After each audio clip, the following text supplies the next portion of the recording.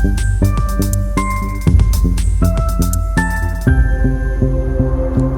everyone and welcome back. I am doing a book review today on The Strangers by Margaret Peterson Haddix. If you haven't caught on yet, I actually really love her as an author. This is called, there's this other title on here called Greystone Secrets. And so this is definitely more than one in a series because cliffhanger on this one. So this is definitely in a series. It is a thicker book. This has like 405 pages in it. So if your kid is not super excited about reading or looking for a challenge, maybe not this in length. It can be a little overwhelming. I will caveat that by saying that there is a ton of dialogue in this book. And so it goes by very quickly because the dialogue is just very spaced out the way that dialogue is.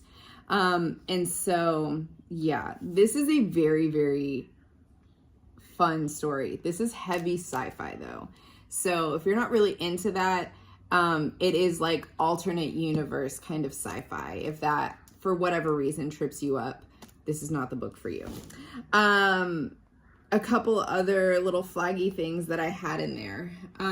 The first is that these kids go to stay with a mom and a daughter, and the mom has an interesting job. And the way it is described, I marked it because I thought I would help. Essentially, when the daughter is explaining her job, she said, her mom's job, she said, let's just say they're not very good husbands.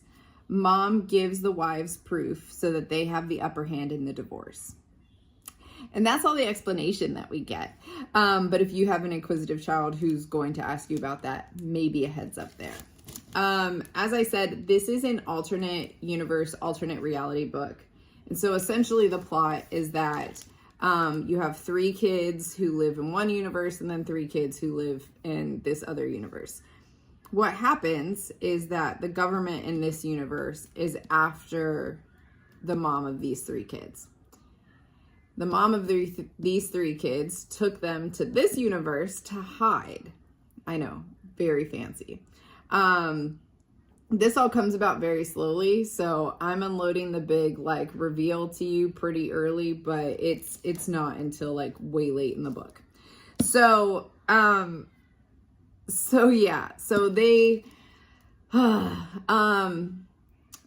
the government from this universe goes, sorry, I'm trying not to catch the reflection, goes to this universe and kidnaps these 3 kids' copies. So like our version of these kids is who they kidnap and bring back to this universe.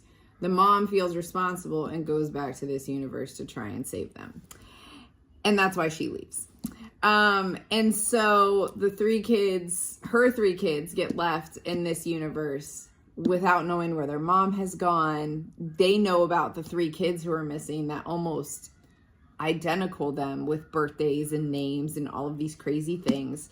And so they're very confused and trying to figure it all out.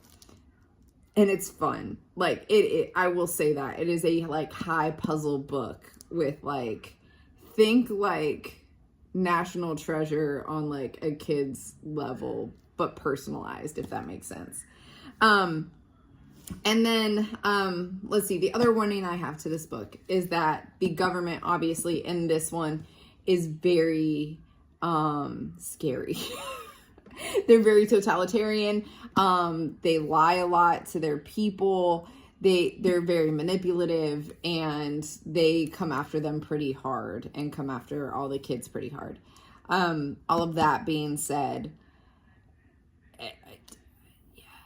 just a warning there. If your kid has anything like, if they're a little timid about the government in any kind of way, this may not be the thing for them. But, and this is, like I said, this is only part 1. This has other parts to it because it does leave on a cliffhanger. Their mom and the girl who's helping them, her mom, both get stuck in the other universe, and they have to figure out how to go and save them. So of course, not realistic, but super fun and super gripping. You're kind of like wondering what happens the whole time.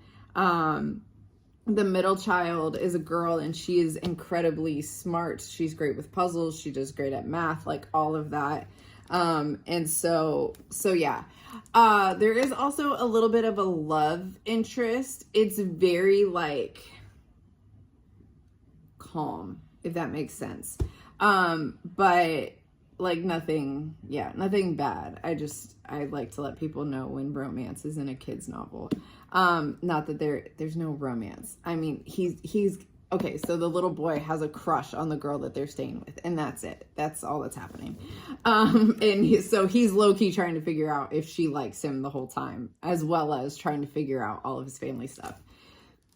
The extreme green flag in this book is that these siblings treat each other incredibly well. And it's just so cute and refreshing and nice to see in a novel. They do bicker every once in a while. They get over it really quickly. They work together really well. They know what each other's strengths and weaknesses are, and they do their best to play to each other's strengths, which I think is just super sweet and super great. So yes, highly recommend. I believe I said it, but if I didn't, ages 8 through 12 is what this is recommended for. I think that's about right. If you have a younger middle schooler who is trying to get into thicker books, this is great for them. If you have an older elementary schooler who is trying to get into thicker books, this is great for them. Like I said, just like plot twist after plot twist, you never really know what's going to happen, and it's super fun, super duper fun. So yeah, but again, like basically their basement can transport them to the other universe. So take what you will there.